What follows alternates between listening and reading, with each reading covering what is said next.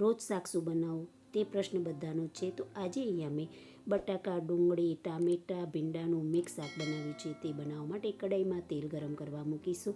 તેલ ગરમ થાય ત્યારે તેમાં લાંબા સમારેલા બટેકા ઉમેરી બરોબર હલાવી ઢાંકી બટેકા ચડે ત્યાં સુધી તેને સીજવા દઈશું. બટેકા સરસ સીજાઈ જાય ત્યારે તેને તેલમાંથી નિતારી એક પ્લેટમાં કાઢી લઈશું અને બાકી વધેલા તેલમાં ભીંડા ઉમેરી બરોબર હલાવી તેને પણ સરસ રીતે સીજવા દઈશું. ભીંડા સરસ સીજાઈ જાય ત્યારે પણ તેને તેલમાંથી નિતારી બહાર કાઢી લઈશું.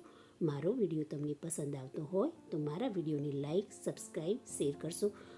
હવે શાક વઘારીશું. તેના માટે વધેલા તેલમાં જીરું, હિંગનો વઘાર કરી તેમાં લાંબી સમારેલી ડુંગળી ઉમેરી લઈશું. તેમાં સ્વાદ અનુસાર મીઠું મિલાવી ડુંગળીને બરોબર સીજવા દઈશું.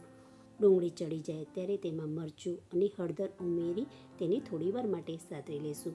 હવે તેમાં લાંબા સમારેલા ટામેટાં ઉમેરી લઈશું અને ઝીણા સમારેલા લીલા મરચાં પણ ઉમેરી લઈશું. બધું બરોબર હલાવી તેમાં થોડું પાણી ઉમેરી લઈશું જેથી મસાલા બળે નહીં અને તેને ઢાંકી ટામેટાને સીજવા દઈશું. ટામેટાં સરસ સીજાઈ જાય ત્યારે તેમાં તળેલા બટાકા અને તળેલા ભીંડા ઉમેરી લઈશું અને બધું બરોબર મિલાવી ફરી ઢાંકણ ઢાંકી થોડીવાર માટે શાકને સીજવા દઈશું. શાક સરસ સીજાઈ તૈયાર થઈ જાય ત્યારે ઉપરથી ધાણા જીરું અને લીલા ધાણા ઉમેરી બધું સરસ રીતે મિલાવી સબ્જી તૈયાર કરી તૈયાર સબ્જીને રોટી સાથે સર્વ કરીશું.